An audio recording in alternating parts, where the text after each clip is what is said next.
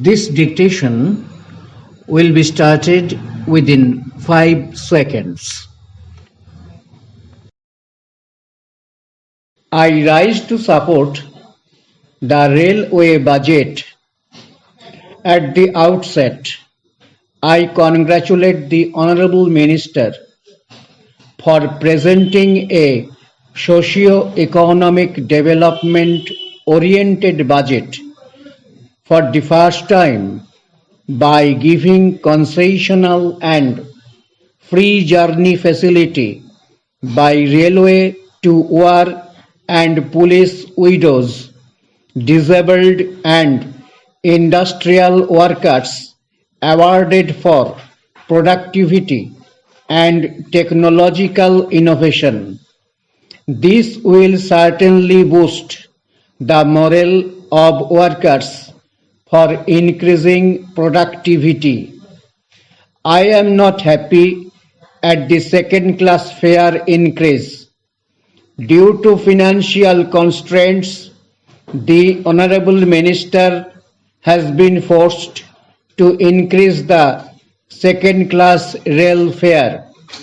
The second class rail fare should not have been increased, and the passengers should have been spared of this increase in second class fare.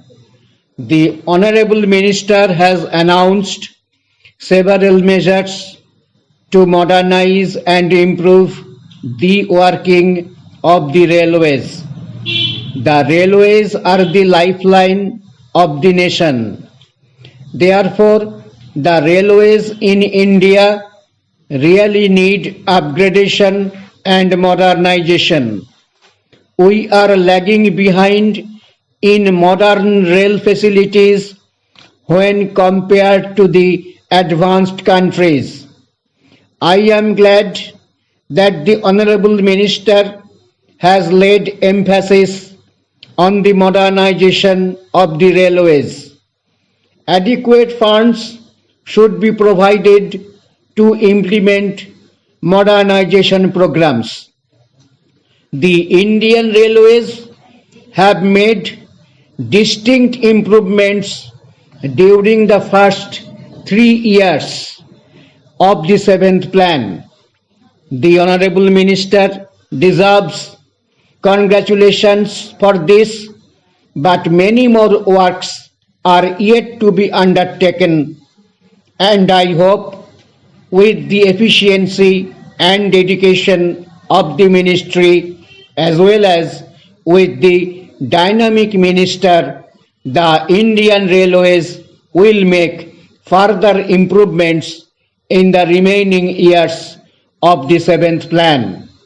Sir, I thank the Honourable Minister for exempting goods rate hike in respect of certain commodities like fertilizers, food grains, fodder, livestock, pulses, edible oils, salt, etc.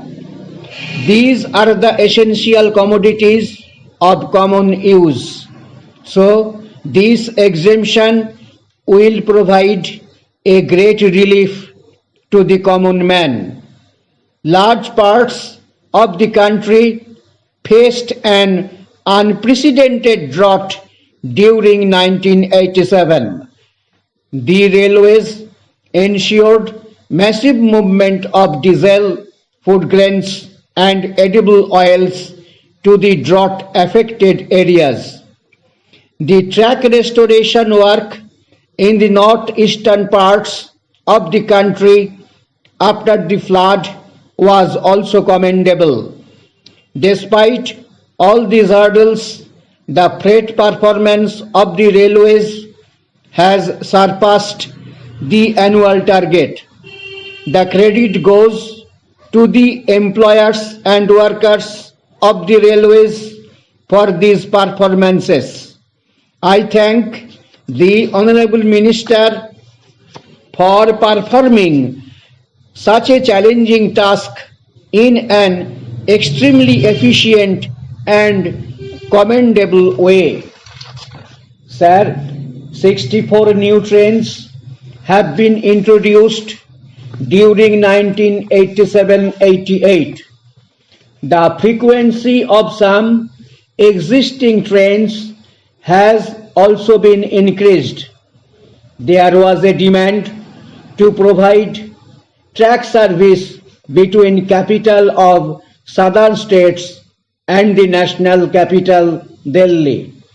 I am happy to say that superfast express services have been provided between Delhi and capitals of the four southern states, Bangalore, Hyderabad, Madras, and Thiruvananthapuram during 1987-88. The minister has given a list of some new trains proposed to be introduced from 1st May 1988.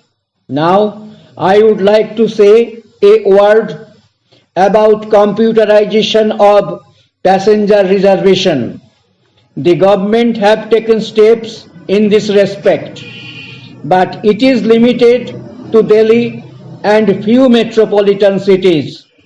I am glad to learn that computerized passenger reservation facility is going to be introduced at some other cities like Ahmedabad, Bangalore, Bhopal, Lucknow, and Hyderabad. I urge upon the government to extend such a facility to Mysore also. I would like to say a few words about my state of Karnataka. Karnataka is very deficient on broad gauge compared to other states in the south.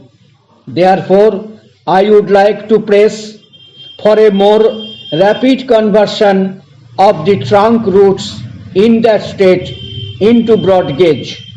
There is reluctance on the part of the trade and industry to expand their industrial establishment and trade. The broad gauge would provide them uninterrupted rail transit for their raw materials and finished goods. The conversion of Bangalore-Mysore railway line into broad gauge was sanctioned during 1979. The estimated cost of the project was rupees 26 crores. Now it has further gone up. The amount spent on this project is about 6 crores of rupees only. The budget provision made for this project in 1985-86 and 1986-87 was very inadequate. Therefore, I would like to request the Honorable Minister to provide sufficient funds for this conversion project so that it can be completed by the end of the 7th plan. I would like to say here that the people of Karnataka feel neglected as adequate funds are not allocated to the various projects. The people of Karnataka have been demanding for a separate south-western railway zone.